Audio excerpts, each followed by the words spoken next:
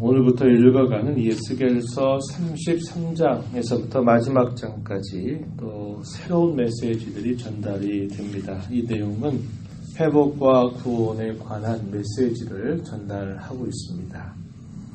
지금까지 쭉 읽어왔던 말씀의 내용은 그들의 범죄와 심판에 관한 메시지가 주로 이루었다면, 오늘부터 이제 읽어가는 내용은 하나님께서 그 백성들을 어떻게 회복시키실 것인가, 어떻게 구원에 이르게 할 것인가 하는 것에 관한 소망의 메시지를 전달하는 겁니다.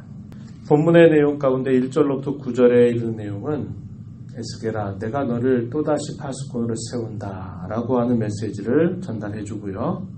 10절부터 20절까지 내용은 이스라엘 족속들을 향해서 이제라도 깨우치고 돌아서고 회개를 한다면 너희에게 살 길은 활짝 열려있다 라고 하는 메시지를 전달해주고 있습니다. 그리고 이하에 21절로부터 쭉 이어지는 말씀은 예루살렘이 함락됐다고 하는 소식이 구체적으로 이제 포로민 가운데 있었던 에스겔과 그 백성들에게 전달됐을 때 그들이 어떠한 반응을 보이고 있는가 하는 내용들을 전달해 주고 있습니다. 먼저 파수꾼의 임무가 무엇인가에 대해서 하나님께서 또다시 말씀해 주시기를, 칼이 그 땅에 임함을 보고 나팔을 불어서 경고하는 것이다 이렇게 말씀하십니다. 3절 말씀 가서 보시면은 그 사람이 그 땅에 칼이 임함을 보고 나팔을 불어 백성에게 경고하되, 그 사람 파수꾼을 말하는 것이죠.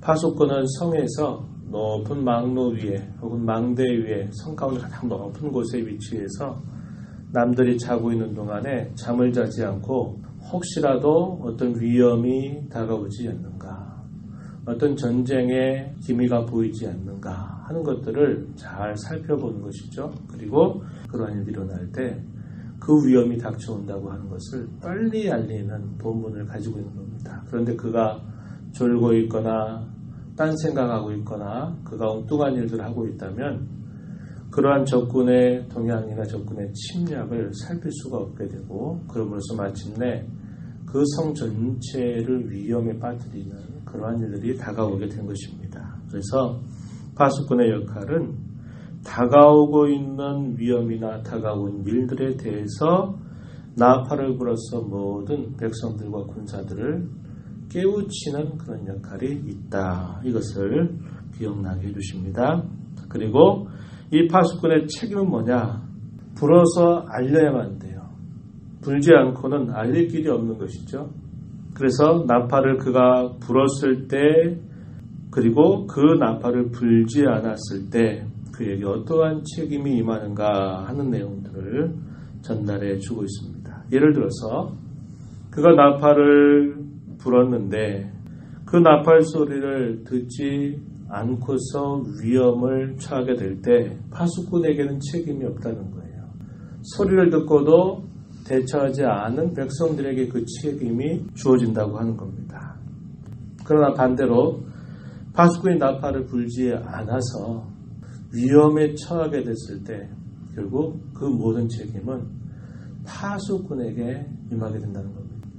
그러면서 하나님께서 에스겔을 내가 이스라엘 족속의 파수꾼으로 세운다고 또 말씀을 하시는 것입니다. 7절 가서 보면은 이렇게 말씀하셨어요. 인자야, 내가 너를 이스라엘 족속의 파수꾼으로 삼음이 이와 같으니라. 그런즉 너는 내 입의 말을 듣고 나를 대신하여 그들에게 경고할지어다. 이렇게 말씀하십니다.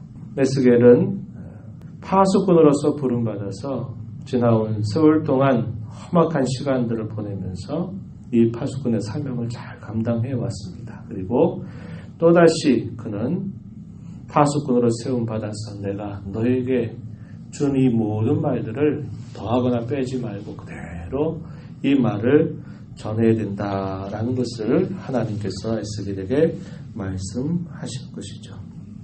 오늘날 교회를 생각할 때 이 교회가 세상 가운데 갖는 책임도 파수꾼으로서의 어떤 책임이 주어진다고 하는 겁니다. 하나님께서 역사 속에서 심판을 행하시고 하나님께서 구원의 역사를 펼쳐가실 때 그 모든 사실들을 하나님은 교회를 통하여 그분의 말씀을 들려주신 것입니다. 그래서 그 말씀을 듣는 교회가 하나님께서 앞으로 우리에게 이런 일들을 행하신다, 말씀하셨다라는 것을 교회가 세상 가운데 잘 드러내야 되는 것이죠. 이것을 드러내지 않고 이 세상의 풍조에 휘말려서 이 세상이 듣기 좋아하는 그러한 말들을 그저 들려주고 사람들이 좋아하는 그런 기호에만 맞춰주는 교회라면 그것은 파수꾼으로서의 사명을 감당하지 못하는 것이 되는 것이죠. 교회가 세상 가운데서 그런 파수꾼의 사명을 감당하려면 그 교회를 섬기는 목회자들 뿐만 아니라 교회를 이루고 있는 모든 성도들이 같은 마음을 품고 나아가지 않으면 그 사명을 감당할 수가 없게 된다는 것을 우리는 알게 되는 겁니다. 이 말씀을 읽으면서 목사인 저는 저 자신의 모습을 돌아봐야 되는 것이고 또 이 말씀을 읽는 우리 모든 성도들은 우리가 어떠한 본분을 감당해야 될 것인가를 또다시 생각하면서 이 세상 가운데 우리의 교회가 파수꾼의 사명을 잘 감당하는 교회, 또 그러한 일들을 통해서 하나님의 뜻을 온전히 전하는 그런 교회가 되어야 할 것이다. 우리는 배우게 되는 것이죠. 이하 10절로부터 20절 말씀에서 우리가 확인하는 것은 이스라엘 백성들은 그들에게 처한 역사적인 고통과 아픔, 까닭에 우리가 어떻게 더 이상 회복이 될 수 있을까? 우리가 어떻게 다시 살 수 있을까? 하는 반응을 보이게 되는 겁니다. 10절 말씀 한번 가서 보세요. 그러즉 인자여 너는 이스라엘 족속에게 이르기를 너희가 말하여 이르되 우리의 허물과 죄가 이미 우리에게 있어 우리로 그 가운데서 쇠퇴하게 하니 어찌 능히 살리요 하거니와. 이스라엘 족속들이 하는 말이 표현되어 있는데 우리의 허물과 죄가 이미 우리에게 있다.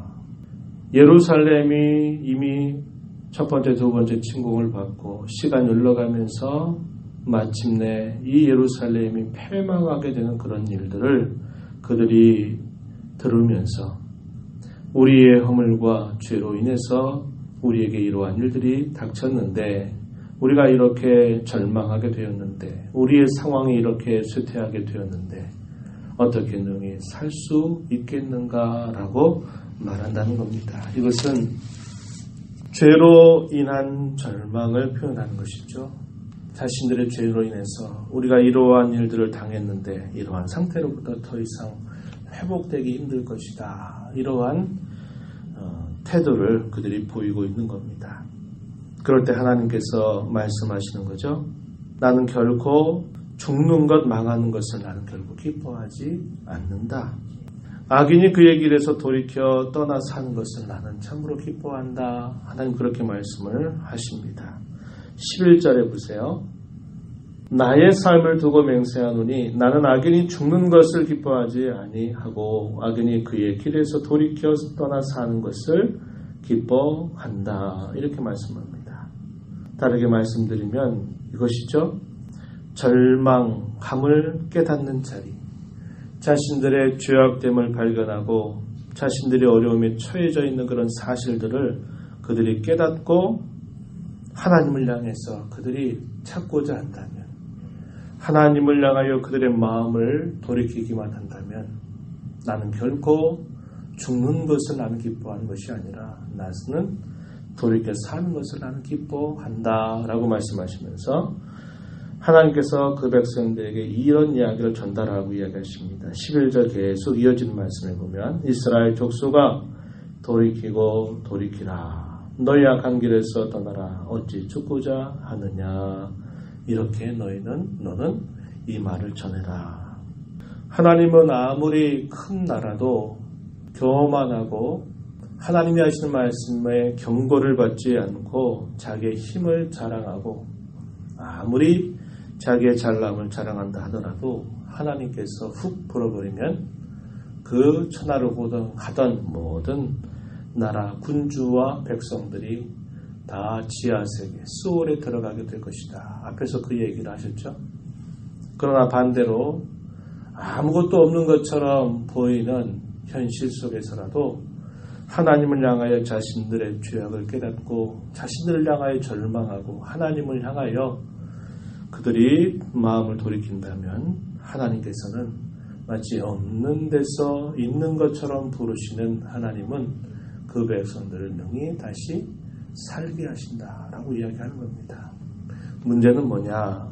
상황의 문제가 아니라 항상 하나님 앞에 자신들이 얼마나 부족하고 죄악된 자인가를 깨닫고 하나님을 향하여 찾는 그 순간만 된다면, 그러한 자리에 그들이 낮아지기만 한다면 하나님은 그 백성들이 결코 망하고 죽는 것을 기뻐하는 것이 아니라 그들을 살리는 것을 하나님 기뻐하신다고 이야기하시는 겁니다.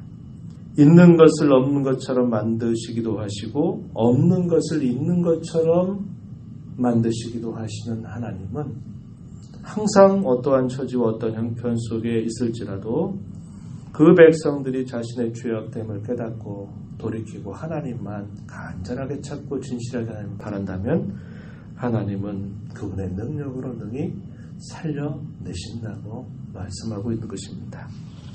하나님 그 백성들을 향해서 촉구하는 것이죠. 돌이키고 돌이켜라 이렇게 말씀을 하시는 겁니다.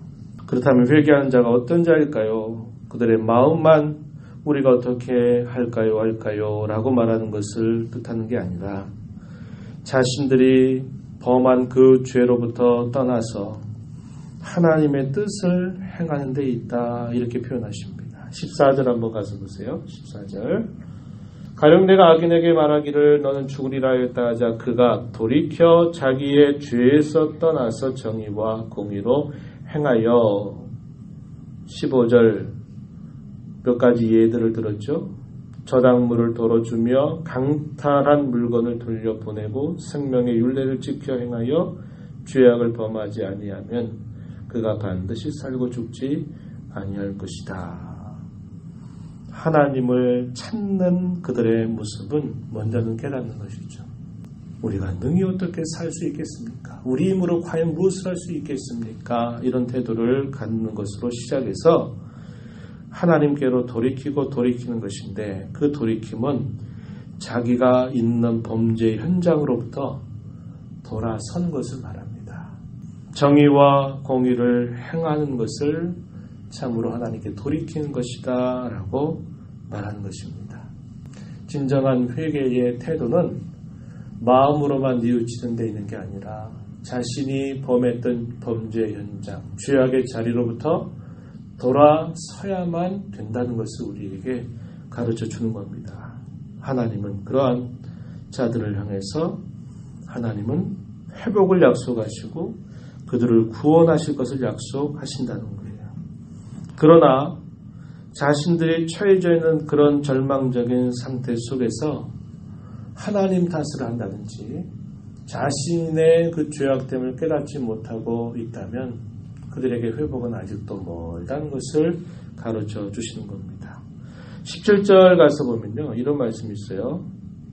주의 길이 바르지 아니하다 이렇게 표현합니다. 주님은 공평하지 못하시다. 주님은 의롭지 못하시다. 주의 길은 바르지 않다라고 하는 이런 표현을 말씀하고 있고 20절에서도 그러나 너희가 이르기를 주의 길이 바르지 아니하다 하는도다 이렇게 말하죠. 주의 길이 바르지 않다. 주님은 의롭지 못하다. 공평치 못하다라고 말하면서 어떻게 우리에게 이럴 수 있습니까? 라고 말하며 그 탓을 하나님께 불의하다고 말하는 그들의 태도를 갖는다면 그들에게 결국 회복될 길이 없다는 것을 말하죠. 하나님은 그들의 행위를 따라서 공평하게 대하고 계시다는 것을 알려주고 있는 것이죠.